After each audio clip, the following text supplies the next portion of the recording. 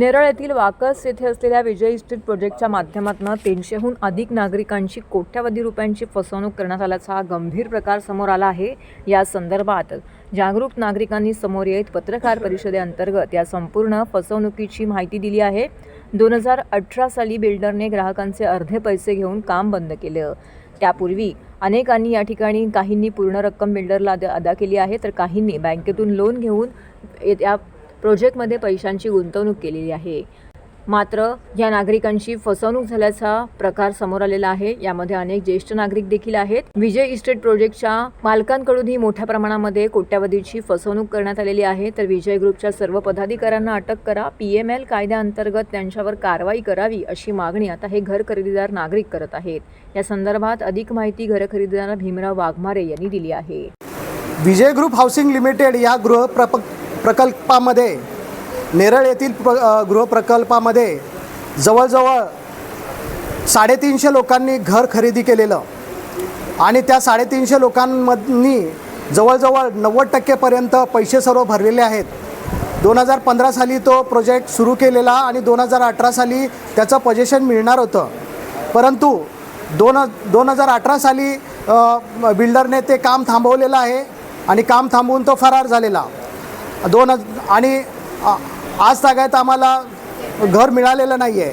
तर आम्ही त्याच्याविरुद्ध 2021 साली FIR केलेला। त्या FIRमध्ये त्याला अटक झालेली आहे। अटक झाल्यानंतर आमची कोर्टाकडे एवढीच मागणी आहे की त्या कोर्टाकडे आणि पोलिसांकडे जे लोक इन्व्हेस्टिगेशन करतात त्यांनी फास्ट इन्व्हेस्टिगेशन करा आणि आम्हाला न्याय द्या। त्याच्यावरती जे त्याने मनी सायफनिंग केलेलं आहे, पैशाचा घोळ केलेला आहे, त्याची लवकरात लवकर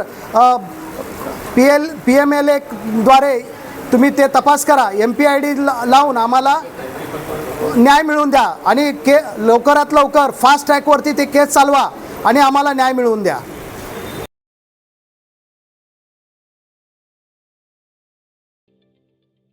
ठाणे महानगरपालिकेचे मालमत्ता कर म्हणजेच प्रॉपर्टी टॅक्स भरण्याचे आवाहन। सन 2022-23 या आर्थिक वर्षाचे मालमत्ता कराचे म्हणजेच प्रॉपर्टी टॅक्सचे बिल ठाणेकर करदात्यांना महापालिकेमार्फत आर्थिक वर्षाच्या सुरुवातीस म्हणजेच माहे एप्रिल 2022 मध्ये देण्यात आलेले आहे। तथापि अद्यापही काही करदात्यांनी मालमत्ता कर महापालिकेकडे जमा केलेला नाही। सध्या आर्थिक वर्षाचा अंतिम टप्पा सुरू झाला आहे। मालमत्ता कर वसुलीसाठी महापालिकेतर्फे कडक कारवाई हाती घेण्यात आली आहे। या अंतर्गत जंगम मालमत्ता, TV, फ्रीज, वाहन व इतर जप्त करणे तसेच स्थावर मालमत्ता वॉरंट बजावून जप्त करण्यात येत असून मालमत्तेचा जाहीर विक्रीद्वारे लिलाव करून कराची रक्कम वसूल करण्यात येत आहे। मालमत्तेस पाणी पुरवठा करण्यात येणारे नळ संयोजन खंडित करण्यात येत आहेत।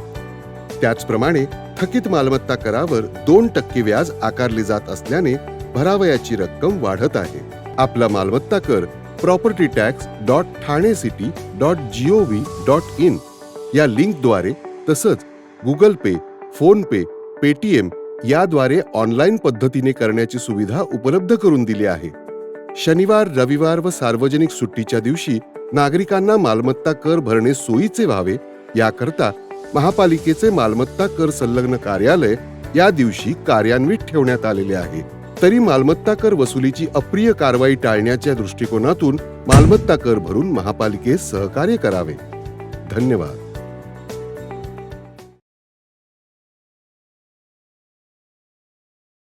शहरातील कौशल्य हॉस्पिटल व श्री महावीर जैन हॉस्पिटलने गेल्या 5 वर्षात गरीब रुग्णांसाठी वापरलेला निधी तसेच शहरातील धर्मादाय हॉस्पिटलमध्ये डिपॉझिटसाठी बंदी घालण्याबरोबरच गरीब व दुर्बल घटकांसाठी दररोज उपलब्ध होणाऱ्या राखीव 20% जागांचा तपशील वेबसाईटवरती जाहीर करावा अशी मागणी भाजपाचे गटनेते नारायण पवार यांनी महापालिका आयुक्त सौरभ राव यांच्याकडे पत्राद्वारे केली आहे।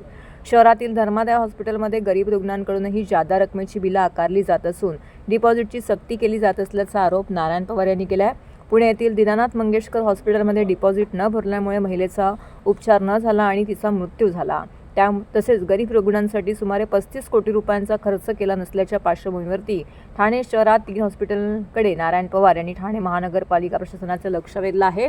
पाचपकाळी येथील कौशल्य medical foundation trust hospital, Louiswadi येथील श्री महावीर जैन हॉस्पिटल, प्रताप जे आशर कार्डिओक सेंटर महापालिकेने त्यांना जागा दिली आहे. तर ठाण्यातील पोखरण रोड येथील बेतनी हॉस्पिटल हे देखील धर्मादाय हॉस्पिटल म्हणून कार्यरत आहे.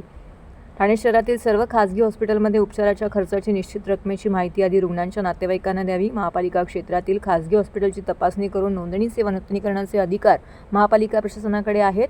त्याचबरोबर ठाणे महानगरपालिकेने गोरगरिबांसाठी सुरू केलेल्या रुग्णालयातून एकूण आत्तापर्यंत किती निधी हा गरिबांसाठी वापरला याची माहिती द्यावी अशी मागणी देखील त्यांनी केली आहे. मी आजच 2 दिवसापूर्वी पण एक पत्र दिले आणि आज एक पत्र दिले ऐकताना का ठाणे शहरामधले जे काही भूखंड आम्ही काही हॉस्पिटलला काही संस्थांना दिलेत त्या संदर्भात आम्ही हॉस्पिटलला का दिले भूखंड माहिती आहे का गोरगरीब जनतेला त्याला सुविधा भेटावं, त्याच्यावरती उपचार भेटावा म्हणून त्याच्यासाठी दिले. पण आजची परिस्थिती बघितली तर तिथे गेल्यानंतर कधी कधी त्याला बेड खाली नसतो, त्याचं डिपॉझिट घेतली जाते, त्याच्या भरमसाठ बिलं घेतली जाते.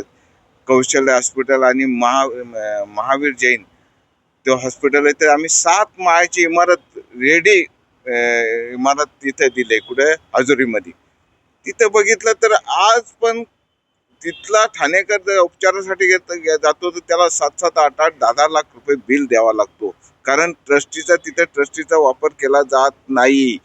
तिथं गोरगरिबाला सुविधा 50% किंवा 100% असे भेटत नाही. त्याला औषध उपचार केला जात नाही व्यवस्थित. म्हणजे आम्ही त्यांना इमारत फ्रीमध्ये द्यायचे आणि त्यांनी त्यांच्या व्यवसायासाठी वापरायचा. अहो ठाणेकरांसाठी. कारण काय आज पण बघितलं असेल या कौशल्य हॉस्पिटलचे बघितली परिस्थिती. कौशल्य हॉस्पिटलचा महापौर म्हणून ट्रस्टी आहेत तिथे. आता आमची महानगरपालिका येऊन कमीत कमी 3 वर्ष झाले. आम्ही नगरसेवक नाही, महापौर नाही, कोणीच नाही. आता तिथं प्रशासक म्हणून तिथं प्रशासनाचं तिथं वचक पाहिजे. पण प्रशासनाला पण ज्या ट्रस्टीमधनं जो पैसा येतो त्या पैशाचा लेखाजोखा हे ठाणेकरांसाठी त्यांनी द्यायला पाहिजेत. पण अजून परत काहीच दिला नाही. म्हणून अशा हॉस्पिटलला आला घालण्यासाठी फक्त त्यांचा व्यवसायासाठी त्यांनी ते हे घेतलेलं आहे. पण गोरगरिबासाठी तिथं कुठेही सुविधा व्यवस्थित भेटत नाही. कारण आम्ही प्रत्येक टायमाला आम्ही फोन करतो. आमच्याकडे बरेच पेशंट येतात. कारण माझ्या भागामधला तो कौशल्य हॉस्पिटल असल्या कारणाने या ठाणे शहरातले अनेक लोक माझ्याकडे येतात, पेशंट माझ्याकडे येतात का बाबा आम्हाला तिथे सवलत भेटली पाहिजे, हे भेटले पाहिजे. आम्ही प्रत्येक टायमाला फोन करतो, त्यांना भेट द्या, हे द्या. पण ते बोलले एवढे पैसे भरावे लागतील, तेवढे डिपॉझिट भरावं लागेल, तेव्हा त्याच्यावरती उपचार केला जातो. म्हणजे या अशा हॉस्पिटलवरती कुठंतरी बसायला पाहिजे म्हणून मी ऐकताना ते पत्र दिले. अनेक संस्था फक्त संस्थेने घेतले, त्याच्यामध्ये अनेक काही लोक आहेत त्याचा फक्त फायदा ते घेतात. जनतेसाठी नाही, ठाणेकर जनतेसाठी. ठाणेकर जनता फक्त आम्हाला बाबा महानगरपालिकेने दिलेल्या हॉस्पिटलमध्ये आमची एवढा मोठा छत्रपती शिवाजी महाराज हॉस्पिटल आहे, तिथं काय परिस्थिती आहे बघा ना. तिथे पण अशी परिस्थिती आहे का तिथे मनुष्यबळ नाही, तिथे काही मशिनरी आहेत, तिथे मशिनरी ते ऑपरेट करायला माणसं नाहीत. म्हणजे काय परिस्थिती बघा ना. तिथे जाणारा माणूस किंवा जाणारा पेशंट त्याच्यावरती व्यवस्थित उपचार होतो किंवा नाही याची कोणी दखल घेत नाही. एखादा ऑपरेशन असेल कोणता तरी त्याच्याकडनं पैसे पण घेतले जातात. मागच्या टायमाला तर मला त्या एक पेशंटने तर तक्रार केली होती का साहेब आमच्याकडे 25,000 ते साहित्य घेण्यासाठी मागतात. म्हणजे त्याच्यावरती देखरेख कोण करतोय त्या कळवा हॉस्पिटल, छत्रपती शिवाजी महाराज हॉस्पिटल. एवढा मोठा हॉस्पिटल आहे. अनेक तिथं आम्ही त्या हॉस्पिटल या शहरासाठी तर आहे, पण ह्या जिल्ह्यासाठी, या महाराष्ट्रासाठी, बाहेरच्या राज्यामधनं पण लोक तिथं उपचारासाठी येतात. कौशल्य हॉस्पिटल आपल्या छत्रपती शिवाजी हॉस्पिटलमध्ये. पण त्याच्यावरती उपचार केला जात नाही, त्याला औषधं भेटत नाही. एखादा पेशंट जर असेल ना, पेशंट ॲडमिट व्हायला गेला इमर्जन्सी, तर त्याला बोलतात नाही आता तुम्ही ना इथं आमच्याकडे उपचार ते करत नाही, तुम्ही केमला जा, जेजेल जा. मग एवढा आम्ही मोठा हॉस्पिटल बांधून उपयोग काय. आयुष्य रूममध्ये तर तिथं तर काही काटा तर बंदच आहेत. कारण तिथे बघितलं तर तिथं मनुष्यबळ नाही, डॉक्टर नाही, सिस्टर नाही, वॉर्ड बॉय नाही, अशी परिस्थिती तिथं झालेली. म्हणून ह्या काही हॉस्पिटल आम्ही जागा दिलेल्या आहेत त्यांना, तर त्यांनी तरी उपचार व्यवस्थित दिले पाहिजेत आमच्या ठाणेकरांसाठी मागणी केली आहे. ते म्हणून मी आयुक्तांना पत्र दिले की बाबा त्याच्यावरती तुम्ही ताबडतोब योग्य कारवाई करावा, नाहीतर यांच्याकडनं ती जागा ताबडतोब आपण महानगरपालिकेने घ्यावा, ताबडतोब त्यांच्याकडनं त्यांना देऊ नये. जर आम्ही महानगरपालिकेने महासभेने जर ठराव केला असेल, त्या ठरावाचे जर त्या जे काही मुद्दे असतील मुद्द्यांचा त्यांनी जर हे केलं असेल तर ते ताबडतोब त्याच्याकडनं तो भूखंड ताब्यात घ्यावा. अहो पार्किंग आता त्यांनी नाममात्र यांनी घेतलेत का नाही, हॉस्पिटल तिथे मेडिकल स्टोअर बसवलेत पुन्हा त्या हॉस्पिटलने, त्याचं ते भाडा घेतात. कॅन्टीन बसवले त्याचा भाडा घेतात, काही मशिनरी बसवले त्याचा भाडा घेतात. आम्हाला फक्त नाममात्र महानगरपालिकेला, आणि पेशंटला तर उपचारासाठी तर ते मदत पण नाही करत. त्यांचा खरोखर आम्ही हॉस्पिटल कशासाठी का बाबा एखादा गरीबाला त्याच्याकडे ऐपत नसेल, त्याचे पैसे नसतील म्हणून त्याला तिथे ते उपचारासाठी जातो, पण त्याला तेवढं हे भेटत नाही ना, एवढे त्याला मदत ती भेटायला पाहिजे ती भेटत नाही. म्हणून त्याच्यासाठी मी आयुक्तांना पत्र दिलं का ताबडतोब याच्यावरती कारवाई करावी. तुम्ही काय खर्च केलाय ते लेखाजोखा ठाणेकरांच्या समोर प्रसिद्ध करावे. ठाण्याच्या आनंद आश्रमात ज्याप्रमाणे धर्मवीर आनंद दिघे साहेबांच्या नेतृत्वाखाली ठाणे जिल्ह्यातील नागरिकांच्या समस्यांचं निरासन करण्यात येत होतं, त्याच अनुषंगाने राज्याचे उपमुख्यमंत्री एकनाथ शिंदे यांच्या आदेशानुसार शिवसेनेचे माजी महापौर अशोक वैती व लोकसभा संपर्कप्रमुख मनोज शिंदे यांच्या मार्गदर्शनाखाली ठाण्याच्या महापालिका मुख्यालयात दर गुरुवारी ठाणेकर नागरिकांच्या समस्यांचा निपटारा जलदगतीने व्हावा या उद्देशाने जनसंवाद या उपक्रमाची सुरुवात झाली. मात्र या उपक्रमासाठी सुरुवातीला माजी महापौर अशोक वैती, लोकसभा संपर्कप्रमुख मनोज शिंदे यांनी ठाणे महानगरपालिका मुख्यालयात जागा उपलब्ध होत नव्हती, त्यासाठी अशोक वैती, मनोज शिंदे यांनी महापालिका आयुक्त सौरभ राव यांची भेट घेऊन जनतेच्या समस्या सोडवण्यासाठी ठाणे महानगरपालिका मुख्यालयातील एका कार्यालयाची जागा उपलब्ध करून देण्याची मागणी केली होती. या मागणीवरून माजी महापौर अशोक वैती व लोकसभा संपर्कप्रमुख मनोज शिंदे यांना जनसंवाद या उपक्रमासाठी ठाणे महापालिका आयुक्त सौरभ राव यांनी धर्मवीर आनंद दिघे सभागृह देऊन त्या उपक्रमासाठी एक प्रकारे मार्ग मोकळा केला. मात्र याबाबत आता काहींनी प्रश्नचिन्ह उपस्थित केलेलं आहे. विविध पक्षांचे कार्यकर्ते जनसंवादामध्ये खोडा घालण्याचं काम करत आहेत. मात्र माजी महापौर अशोक वैती यांनी लोकसभा संपर्कप्रमुख मनोज शिंदे यांना याबाबत विचारलं असता त्यांनी म्हटलं की जनतेच्या समस्यांचं निरसन करण्याचं काम आम्ही करत आहोत, त्यांना खोडा घालायचं काम करतायत, त्यांना ते करू द्यावं. स्वतःचं अस्तित्व टिकवता येत नाही, त्यांना दुसऱ्यांच्या चांगल्या कामांमध्ये आडकाठी आणण्याचं काम हे नेहमीच करत असतात, असं देखील त्यांनी यावेळी म्हटलेलं आहे. त्याचबरोबर ठाणे महानगरपालिकेच्या विविध कर्मचाऱ्यांचे प्रश्न मार्गी लावून त्यांना एक प्रकारे दिलासा दिला आहे. मग ते पेन्शन असेल किंवा कर्मचाऱ्यांच्या कायमस्वरूपी सेवेचा प्रश्न असेल, हा या जनसंवाद उपक्रमाच्या माध्यमातून निकाली काढण्याचं काम माजी महापौर अशोक वैती, लोकसभा संपर्कप्रमुख मनोज शिंदे यांनी केलं आहे. आणि एक चांगले टीमवर्क म्हणून काम चालू असताना चांगले प्रश्न सुटतायत. आज आपण पाहिलं असेल की पहिल्या जेव्हा आम्ही बसलो तेव्हा काही प्रश्न आले होते. 13 लोकांचं जे मेतर समाजाचे होते त्यांना प्रत्यक्ष त्या लोकांनाच फायदे मिळायचे. तर कोर्टाचे आदेश आल्यानंतर बरेच दिवस महापालिकेत तो प्रश्न प्रलंबित होता. तो प्रश्न आम्ही मार्गी लावला आणि 13 लोकांची कायमस्वरूपी ऑर्डर गेल्या अनेक वर्षापासून ते कार्यरत होते, 8-9 वर्षापासून. तर त्यांना कायमस्वरूपीची ऑर्डर देखील आपण 13 लोकांची दिलेली आहे.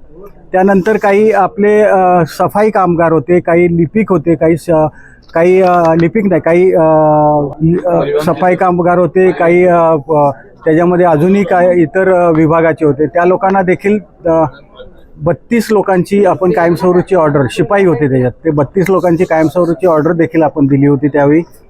त्याच्यानंतर काही आपण पाहिलं असेल की जी देणी जे निवृत्त कर्मचारी होते त्यांची देणी संदर्भातली सन्माननीय मुख्यमंत्री एकनाथ शिंदे साहेब यांनी आदेश दिले होते आणि तशा प्रकारची सूचना आयुक्तांना दिल्यानंतर आम्ही सर्व टीमवर्क मिळून काम पाहिलं आणि त्यांना ती देणी देखील देण्याचा प्रयत्न केला आणि त्यांनी देणी मिळालेली आहे.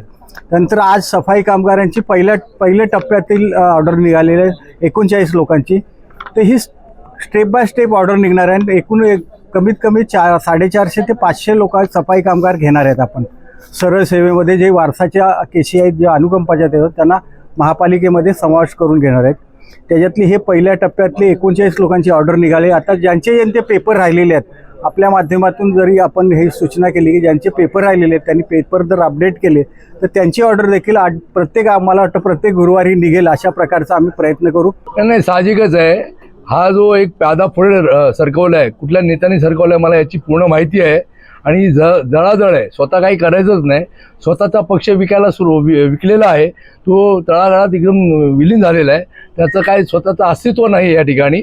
आणि मग जी लोक काम करतात, ज्यांना प्रचंड प्रतिसाद मिळतोय, नागरिकांचं प्रामाणिक काम करण्याचा या ठिकाणी उद्देश घेऊन ही आमची टीम जे काम करते आणि त्यांना तो रिप्लाय मिळतोय, त्यांची कामं होतात, त्याच्या माध्यमातून आमचे सन्मान सत्कार होतात, हे सर्व क्रेडिट आमचे सन्माननीय पक्षप्रमुख एकनाथ शिंदे साहेबांना जाते.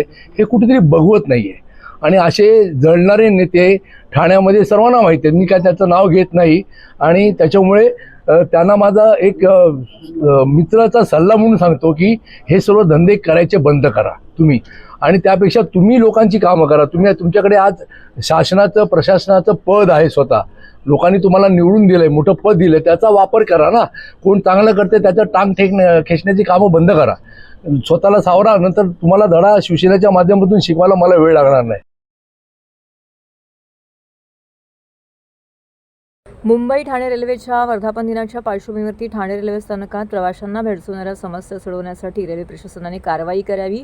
रेल्वे स्थानक परिसराला फेरीवाल्यांचा पडलेला विळखा, पादचारी पुलावरील फेरीवाल्यांकडून दिल्या जाणाऱ्या प्रवाशांना धमक्या, स्वच्छतागृहात लघुशंकेसाठी शुल्क आकारून प्रवाशांची होणारी फसवणूक इत्यादी दूर करण्यासाठी प्रयत्न करावेत, अशी आग्रहाची मागणी भाजपाचे जिल्हाध्यक्ष संजय वागुल यांनी ठाणे रेल्वे स्टेशनच्या व्यवस्थापनाकडे निवेदनाद्वारे केली आहे. ठाणे रेल्वे स्टेशनमधून दररोज सुमारे 6.5 लाखहून अधिक प्रवासी प्रवास करतात. वाढत्या प्रवासी संख्येबरोबरच रेल्वे स्टेशनमधील अपुऱ्या सुविधांमुळे प्रवाशांची गैरसोय होत आहे. 16 एप्रिल रोजी मुंबई ठाणे रेल्वे सेवेचा 172वा वर्धापन दिन साजरा करत असताना ठाणेकर प्रवाशांना अनेक समस्या भेडसावत आहेत. याकडे भाजपचे जिल्हाध्यक्ष संजय वागुले यांनी रेल्वे स्टेशन व्यवस्थापक किशोर तावडे यांचं लक्ष वेधलं आहे. यावेळी भाजपचे नौपाडा मंडल अध्यक्ष विकास घांगरेकर, हिरोज कपोते, हनुमंता शिंगे, नौपाडा मंडल महिला मोर्चा अध्यक्ष वृषाली वागुले यांची उपस्थिती होती. आज ठाणे ते बोरीबंदर स्टेशन म्हणजे आजचं छत्रपती शिवाजी महाराज टर्मिनस अशी सेवा 172 वर्षापूर्वी दुपारी 2:30 वाजता चालू झाली होती आणि त्याला 172 वर्ष पूर्ण झालेली आहेत. आजही आता स्टेशन मॅनेजरला निवेदन दिलं आहे की प्लॅटफॉर्म नंबर 2वर आत्ताही नागरिकांकरता जे टॉयलेट आहे त्या ठिकाणी गेली 3 महिने झाले बेकायदेशीरपणे वसुली चालू आहे. नागरिकांकडनं कोणताही ठेका नसताना त्या ठिकाणी वसुली केली जाते आणि ह्या वसुलीच्या मागे स्टेशन मॅनेजर आहे का असा संशय आम्हाला त्या ठिकाणी येतो आहे. कारण यापूर्वी 2दा तक्रारी केल्या होत्या, परंतु या तक्रारीकडे दुर्लक्ष करण्याचं काम रेल्वे प्रशासन करत आहे. रोजचे 6.5 लाख प्रवासी या स्टेशनवरनं ये जा करत असतात आणि त्यामुळे माझी या ठिकाणी विनंती आहे की 172 वर्ष होत असताना रेल्वे स्टेशनच्या आतमध्ये जे काही बेकायदेशीर धंदे चालतात ते कोणाच्या आशीर्वादाने चालतात. संध्याकाळी 7ला बघितलं तर मधल्या ब्रिजवर फेरीवाले बसलेले असतात, वाहनतळ आहे, त्या वाहनतळाच्या रॅमवर अपघात होईल, अपघाताची वाट स्टेशन मॅनेजर बघतायत का असा संशय येतो आहे. वारंवार त्या ठिकाणी नागरिक तक्रारी करतात का त्या रॅमवर बेकायदेशीर गाड्या लागत आहेत, त्या तक्रारीकडे दुर्लक्ष केलं जातं आहे आणि त्यामुळे प्रवाशांची काळजी घेण्यासाठी या ठिकाणी स्टेशन मॅनेजरने काम करावं एवढीच 172व्या वर्षानिमित्त स्टेशन मॅनेजरला पत्र दिलेलं आहे. ज्या काही तक्रारी केल्यात त्या स्टेशन मॅनेजरनी या तक्रारीचं निवारण करावं एवढ्याच शुभेच्छा. मोदी सरकारने केंद्रीय तपास यंत्रणांचा गैरवापर करीत द्वेषपूर्ण भावनेतून व सूडबुद्धीने नॅशनल हेराल्ड या वृत्तपत्राची मालमत्ता जप्तीसाठी सुरू असलेली कारवाई तसेच काँग्रेसच्या नेत्या खासदार सोनिया गांधी, लोकसभेचे विरोधी पक्षनेते खासदार राहुल गांधी, अखिल भारतीय काँग्रेसचे अध्यक्ष मल्लिकार्जुन खरगे यांच्यासह इतर ज्येष्ठ मंडळींवरती सत्तेचा दुरुपयोग करीत चार्जशीट दाखल करण्याच्या निर्णयाविरोधात काँग्रेस कार्यकर्त्यांमध्ये संतापाचं वातावरण असून देशभरातील ईडी कार्यालयाबाहेर आंदोलनं केली जात आहेत. त्याचाच एक भाग म्हणून या निर्णयाविरोधात महाराष्ट्र प्रदेश काँग्रेसचे अध्यक्ष हर्षवर्धन सकपाळ यांच्या सूचनेनुसार ठाण्यामध्ये कोकण सहप्रभारी यू बी व्यंकटेश यांच्या नेतृत्वाखाली कोर्ट नाका येथील डॉक्टर बाबासाहेब आंबेडकरांच्या पुतळ्याजवळ महाराष्ट्र प्रदेश काँग्रेसच्या वतीने आंदोलन करण्यात आलं। यावेळी मोदी सरकारच्या विरोधात घोषणाबाजी करत निदर्शने करण्यात आली। या प्रसंगी बोलताना अखिल भारतीय काँग्रेस कमिटीचे सचिव कोकण सहप्रभारी UB व्यंकटेश म्हणाले की नॅशनल हेराल्ड प्रकरणात कोणताही घोटाळा झालेला नाही, ही एक राजकीय दृष्टीने प्रेरित कारवाई आहे। एक षडयंत्राचा भाग म्हणून गांधी कुटुंबाला लक्ष केले जात आहे। सत्य आणि न्यायाच्या बळावरती आम्ही या लढ्याला सामोरे जाऊ। काँग्रेसच्या शिष्टमंडळाने ठाणे जिल्हाधिकारी अशोक शिंगारे यांची भेट घेत निवेदन देखील दिलेलं आहे। या आंदोलनामध्ये ठाणे काँग्रेस अध्यक्ष विक्रम चव्हाणसह माजी खासदार कुमार केतकर, प्रदेश महिला काँग्रेस अध्यक्ष संध्याताई सवालाखे यांसह अनेक पदाधिकारी यामध्ये सहभागी झाले होते।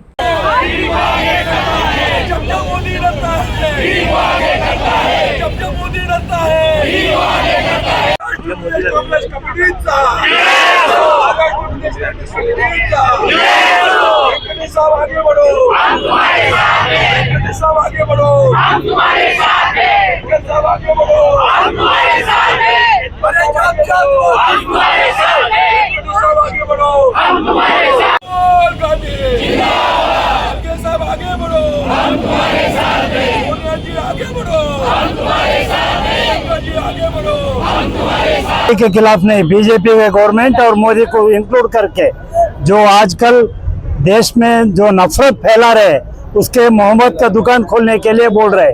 देखो आजकल AJL और नेशनल हेराल्ड पेपर का ऊपर सोनिया गांधी और राहुल जी के ऊपर FIR फेल किए, जिसका कोई मकसद ही नहीं है, जिसमें कोई तकलीफ ही नहीं, तकसीर भी नहीं है, खाली आदमी को डाइवर्ट करने के लिए ये लोगों को खाने में नहीं डाल रहे, भूखे में मर रहे, काम नहीं दे रहे और महंगाई कर रहे और करप्शन इतना ज्यादा हुआ है। आपको मालूम है महाराष्ट्र में क्या हो रहा है करके, उसके खिलाफ डाइवर्ट करने के लिए आदमी लोगों को ऐसा नया बहाने लेके आ रहा है। ये नया मुद्दा क्या भी नहीं है, नेशनल हेराल्ड है, इंडिपेंडेंस का पहले का है, ऐसा आज का पेपर नहीं है। नागरिक के ऊपर लग रहा है ना, नागरिक को मालूम हो रहा है क्या पेट्रोल मिल रहा है, क्या रेट में बेच रहे हैं, कितना पैसा बना रहा है सेंट्रल गवर्नमेंट करके। और GST आप खाओ पियो बच्चे का मेडिसिन लो उसमें भी GST लग रहा है। अब हर सिलेंडर का क्या भाव है सब लोग आज मालूम हो रहा है, लोगों को बहुत तकलीफ है। उसीलिए हम कांग्रेस पार्टी इधर चौहान और उनका दोस्त लोग सबका नेतृत्व में आज एक इधर आंदोलन करके लोगों को बताना है कि ये क्या हो रहा है करके, और जिला अधिकारी को एक निवेदन पत्र देने का भी है। नहीं, उनके पास कोई मुद्दा नहीं है, सब जल गए। अभी देखो प्रधानमंत्री, देश का प्रधानमंत्री है, मणिपुर भारत का नहीं है क्या? लाखों लोग मर गए उधर जाने के लिए टाइम नहीं है, खाली राम बनाओ, घंटा मारो, थकड़े उठाओ, फोन मारो बोलते हैं। अरे लोगों को खाना दो, काम दो, ये काम नहीं हो रहा है।